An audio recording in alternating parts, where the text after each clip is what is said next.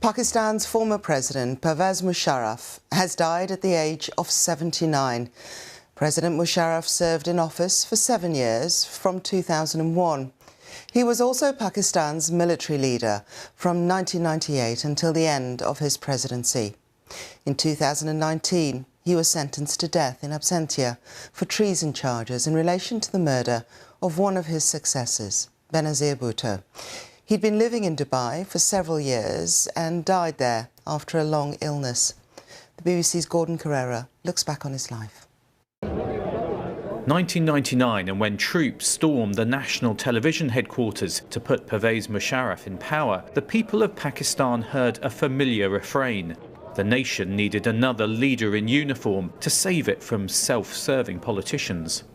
In the past, our governments have ruled the people. It is time now for the governments to serve the people.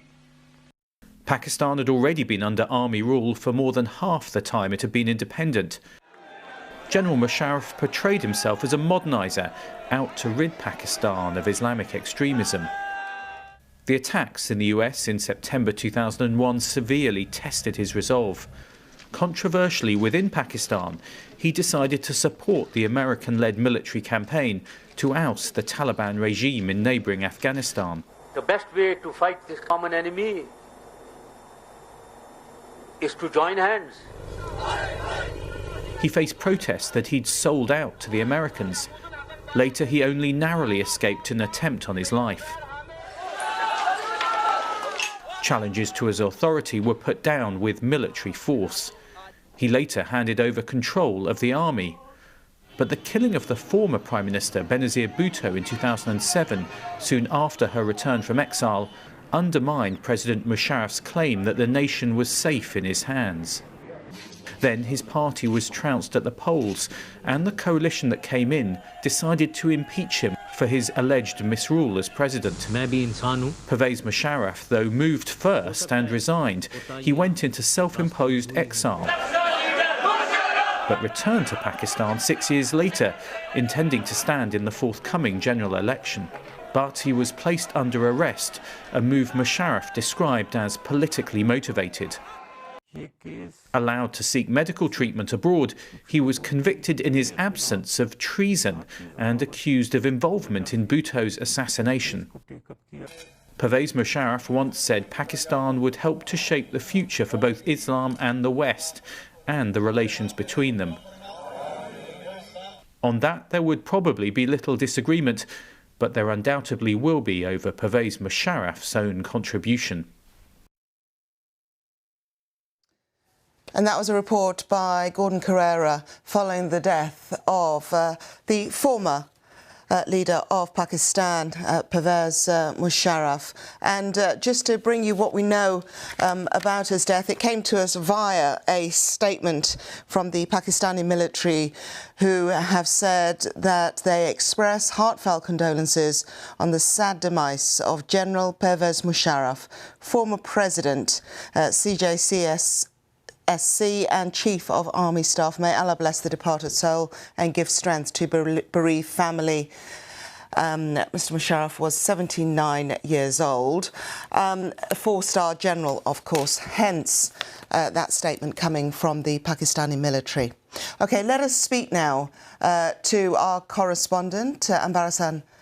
Ambarasan, we understand that this death took place in Dubai. I wonder, first off, if you could just give us a bit of a background as to the significance of his rule. The former President Musharraf, he led Pakistan at a very crucial time. In fact, when he came to power, that was very dramatic. When he was the army chief, he was returning from Sri Lanka on a visit, and he was sacked while he was literally on air. He took control of the cockpit and started giving directions. At that time, the Prime Minister of Pakistan was Nawaz Sharif. Even before landing, even though the army officials were changed under the orders of the Prime Minister at that time, he was able to contact with the various commands, and then he seized power in 1999. And then he was the president till 2007-8. And what the important period of President Musharraf at that time was the war on terror launched by the US and the Western allies. Following the September 2001 attacks on the US, and then the US and the Western countries decided to take action against the Al-Qaeda militant group. The group, many people thought it was based and operated from Afghanistan. They were under the rule of Taliban as guests. They were staying there. And after the Taliban refused to hand him over, then the United States started this military operation. And at that time, Mr. Musharraf was given an option whether to work with the military or whatever the consequences. So he worked with the U.S. and that was a period that started this long conflict in Afghanistan. And then Pakistan was used as a main strategic partner to go ahead with this operation. And then this war continued until in 2021 when U.S. forces finally left Afghanistan.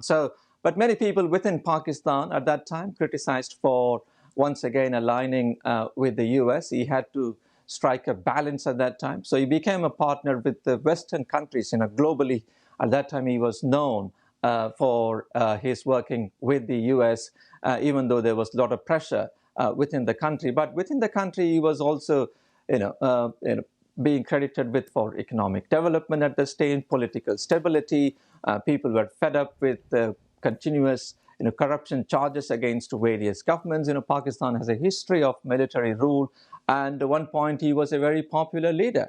And even though the tensions with the neighboring India, the arch rival, Pakistan's arch rival, it went up again in 1999 and in 2001, following an attack on Indian Parliament. Many people will credit him that he also took steps to solve the Kashmir issue. Both countries, they claimed the entire Kashmir region in full, but the talks did not succeed. But then he gradually started losing popularity, and then he was forced to resign from office after his party lost the elections in 2008. So Musharraf is like very mixed rule for Pakistan because he held the post for a long time, but he played a he was at power at a very significant period.